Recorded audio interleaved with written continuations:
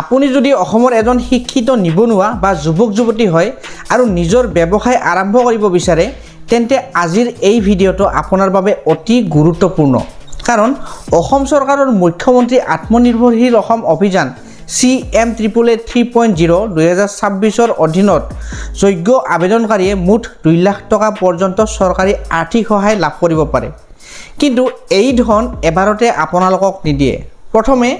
1 লাখ আৰু পিছত চৰকাৰী নিয়ম অনুসৰি দ্বিতীয় কিস্তিত পুনৰ 1 লাখ প্ৰদান কৰা হয়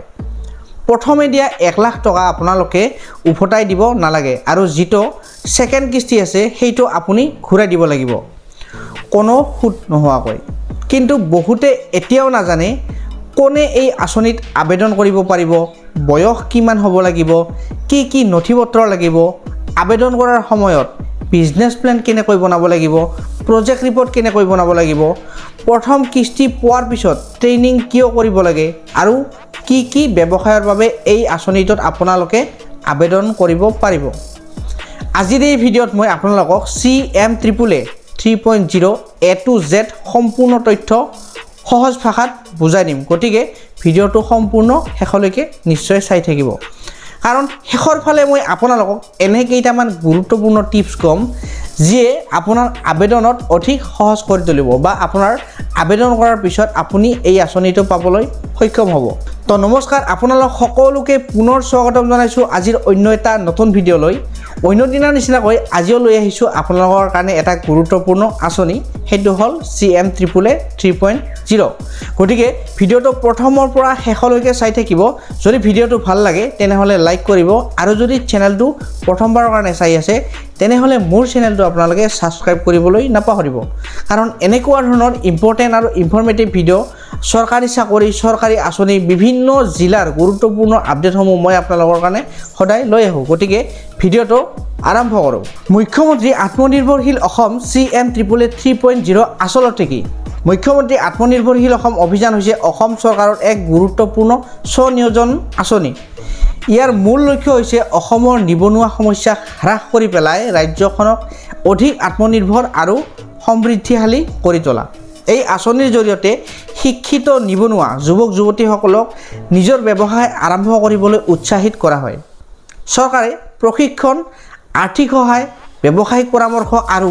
বজাৰৰ সৈতে সংযোগ স্থাপন কৰাত সহায় আগবঢ়ায় এই আঁচনিৰ দ্বাৰা এই আঁচনিৰ মূল উদ্দেশ্য হৈছে আপুনি যাতে এজন নিবনুৱাক কৰ্মসংস্থাপন দিব পাৰে শিক্ষিত নিবনুৱা যুৱক যুৱতীসকলক আত্মনিৰ্ভৰশীল কৰি তুলিব পাৰে নতুন উদ্যোগ আৰু ক্ষুদ্ৰ ব্যৱসায় গঢ়ি তোলা ৰাজ্যত কৰ্মসংস্থাপনৰ সুযোগ বৃদ্ধি কৰা উদ্যোগিক সংস্কৃতি গঢ়ি তোলা অসমৰ আৰ্থ সামাজিক উন্নয়ন কৰাত সহায় কৰে এই আঁচনিৰ দ্বাৰা এতিয়া কথাটো হ'ল এই আঁচনিত কোনসকল লোকে আবেদন কৰিব পাৰিব এই আঁচনি এপ্লাই কৰিবলৈ অসমৰ স্থায়ী বাসিন্দা হ'ব লাগিব আপুনি প্ৰথমতে ঠিক আছে বয়স হ'ব লাগিব 28 বছৰৰ পৰা 45 বছৰৰ ভিতৰত পুৰুষ আৰু মহিলা উভয়ে এই আবেদন কৰিব পাৰিব আপুনি দশম শ্ৰেণী HSLC উত্তীৰ্ণ হ'ব লাগিব মানে ক্লাছ 10 আপুনি পাছ কৰিব লাগিব এমপ্লয়মেন্ট এক্সচেঞ্জ ৰেজিষ্ট্ৰেচন থাকিব লাগিব এতিয়া এমপ্লয়মেন্ট এক্সচেঞ্জ মানে কি বহুতে নাজানে এই বিষয়ে মই বেলেগকৈ ভিডিঅ' এটা বনাই দিম আপোনালোকক এমপ্লয়মেন্ট এক্সচেঞ্জ মানে কি নিজৰ বেংক একাউণ্ট থাকিব লাগিব আধাৰ কাৰ্ড থাকিব লাগিব পান কাৰ্ড থাকিব লাগিব আৰু এইখিনি নথি হ'লে আপোনালোকে এই আঁচনিত এপ্লাই কৰিব পাৰিব এতিয়া এই আঁচনি আবেদন কৰিলে কিমান টকাৰ সহায় পোৱা যায় তো মই আপোনালোকক কৈ আছোঁ এই আঁচনিৰ অধীনত যোগ্য আৰু নিৰ্বাচিত আবেদনকাৰীয়ে মুঠ 2 লাখ টকা পৰ্যন্ত চৰকাৰী আৰ্থিক সহায় লাভ কৰিব পাৰে এই ধন দুটা কিস্তিত আপোনালোকক প্ৰদান কৰা হয় মই আপোনালোকক আগতে কৈছোঁ একবাৰ প্ৰথমে আবেদনকাৰীক 1 লাখ টকা প্ৰদান কৰা হয় প্ৰথম কিস্তিত ধন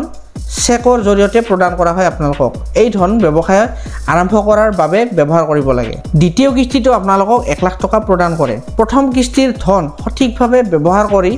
ব্যৱসায় আৰম্ভ কৰাৰ পিছত আৰু চৰকাৰী নিয়ম পূৰণ কৰাৰ পিছত দ্বিতীয় কিস্তিত 1 লাখ টকা মুকলি কৰা হয় আপোনাৰ তাত প্ৰথম কিস্তি পোৱাৰ পিছত কি কৰিব লাগিব আপুনি এইটো অতি গুৰুত্বপূৰ্ণ কথা প্ৰথম কিস্তিত ধন পোৱাৰ আগতে আপুনি আবেদনকাৰীয়ে এণ্টাৰপ্ৰেনাৰশ্বিপ ডেভেলপমেণ্ট প্ৰগ্ৰেম মানে EDP ট্ৰেইনিং বা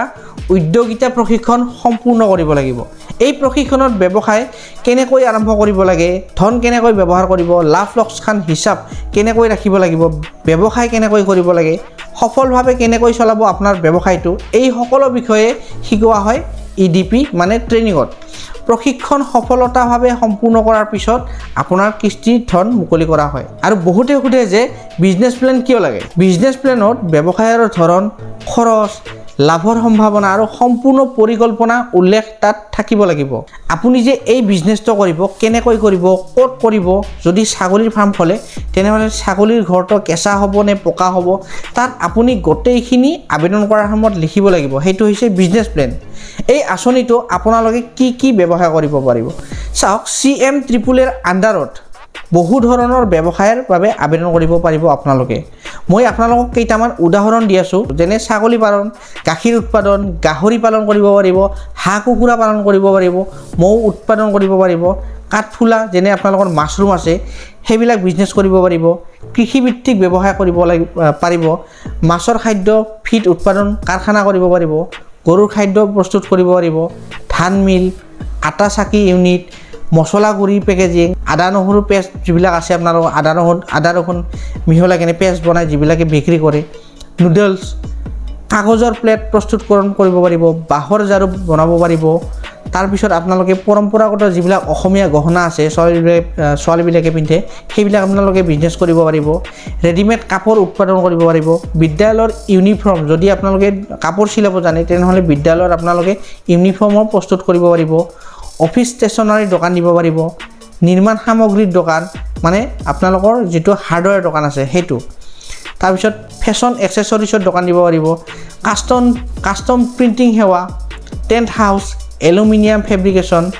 ৱেল্ডিং আৰু ফেব্ৰিকেশ্যন, কৃষিৰ যন্ত্ৰপাতি মেৰামতি কৰিব পাৰিব, ফিটনেছ আৰু ৱেলনেছ কেন্দ্ৰ। মানে ইয়াত বহু ধৰণৰ, একেটা মই আপোনালোকক উদাহৰণহে দিছোঁ, ইয়াত আপোনালোকে বহু ধৰণৰ এই আঁচনিটোৰ আণ্ডাৰত বিজনেছ প্লেনৰ জৰিয়তে আপোনালোকে এপ্লাই কৰিব পাৰিব। ইয়াৰ উপৰিও চৰকাৰে অনুমোদন জনোৱা আন বহুতো বিজনেছ প্লেন আছে য'ত আপোনালোকে আবেদন কৰিব পাৰিব। এই আঁচনি কিয় গুৰুত্বপূৰ্ণ বা ইমান ভাইৰেল কিয় হৈছে এই আঁচনিটো? বৰ্তমান সময়ত কেৱল চৰকাৰী চাকৰিৰ ওপৰত নিৰ্ভৰ কৰি সকলোৱে কৰ্মস্থাপন নিশ্চিত কৰা সম্ভৱ নহয়। সেইবাবে চৰকাৰে যুৱ সমাজক নিজৰ ব্যৱসায় আৰম্ভ কৰিবলৈ উৎসাহিত কৰিছে, যাতে তেওঁলোকে নিজৰ লগতে আন লোকৰ বাবেও কৰ্মসংস্থাপনৰ সুযোগ সৃষ্টি কৰিব পাৰে। এই আঁচনিয়ে অসমৰ অৰ্থনীতি শক্তিশালী কৰাৰ লগতে নতুন উদ্যোগপতি সৃষ্টি কৰাত গুৰুত্বপূৰ্ণ ভূমিকা পালন কৰিছে। যদি আপুনিও নিজৰ ব্যৱসায় আৰম্ভ কৰিব বিচাৰে আৰু আপুনি চৰকাৰী সহায় লাভ কৰি আত্মনিৰ্ভৰ হ'ব বিচাৰে, তেন্তে মুখ্যমন্ত্ৰী আত্মনিৰ্ভৰশীল অসম অভিযান CM-SSSে আপোনাৰ বাবে এক উৎকৃষ্ট সুযোগ। আবেদন কৰাৰ লগতে সকলো নথিপত্ৰ সাজু ৰাখক, কাৰণ নিজৰ বাবে উপযুক্ত বিজনেছ প্লেন তৈয়াৰ কৰক, চৰকাৰী ট্ৰেইনিং সম্পূৰ্ণ কৰক আৰু আবেদন সকলো তথ্য সঠিকভাৱে পূৰণ কৰক। যদি আপোনালোকে আবেদন কৰাৰ সময়ত কিবা ভুল কৰে তেনেহ'লে এই আঁচনিটো পাবলৈ আপোনালোকে সক্ষম নহ'ব, কাৰণ বিজনেছ প্লেন আৰু প্ৰজেক্ট ৰিপৰ্ট এই আঁচনিটোত খুব বেছি মেণ্ডেটৰী হয়, খুব বেছি গুৰুত্বপূৰ্ণ হয়। যদি আপোনালোকে বিজনেছ প্লেন আৰু প্ৰজেক্ট ৰিপৰ্ট বনোৱাত কিবা ভুল কৰে তেনেহ'লে এই আঁচনিটো আপোনালোকে পাবলৈ সক্ষম নহ'ব বা আপোনালোকৰ এই আঁচনিটো ৰিজেক্ট হোৱাৰ বহুত বেছি চান্স থাকে। যদি মই কোৱা ধৰণে আৰু মই কৰা ধৰণে আপুনিও এই আঁচনিটোত এপ্লাই কৰে তেনেহ'লে আপুনিও এই আঁচনিটো পাবলৈ সক্ষম হ'ব, কাৰণ মই আপোনালোকক CM-SSSৰ বিষয়ে বহুত ধৰণৰ কিছুমান আপডেট লৈ আহোঁ, বা কেনেকৈ এপ্লাই কৰিব লাগে, বিজনেছ প্লেন কেনেকৈ বনাব লাগে, প্ৰজেক্ট ৰিপৰ্ট কেনেকৈ বনাব লাগে, সকলো ধৰণৰ কথা CM-SSSৰ আণ্ডাৰত যিমানখিনি আছে গোটেইবিলাক ভিডিঅ'ৰ জৰিয়তে মই আপোনালোকৰ কাৰণে সদায় লৈ আহোঁ। গতিকে আজিৰ ভিডিঅ'টো এইখিনি আছিল। যদি ভিডিঅ'টো ভাল লাগিল তেনেহ'লে ভিডিঅ'টো এটা লাইক কৰি দিব, আৰু যদি চেনেলটোলৈ প্ৰথমবাৰৰ কাৰণে আহিছে তেনেহ'লে মোৰ চেনেলটো আপোনালোকে ছাবস্ক্ৰাইব কৰিবলৈ একেবাৰে নাপাহৰিব, কাৰণ এনেকুৱা ধৰণৰ ইম্পৰ্টেণ্ট আৰু ইনফৰ্মেটিভ ভিডিঅ' মই আপোনালোকৰ কাৰণে সদায় লৈ আহোঁ। গতিকে আজিলৈ ধন্যবাদ। লগ পাম এটা নেক্সট গুৰুত্বপূৰ্ণ ভিডিঅ'ত।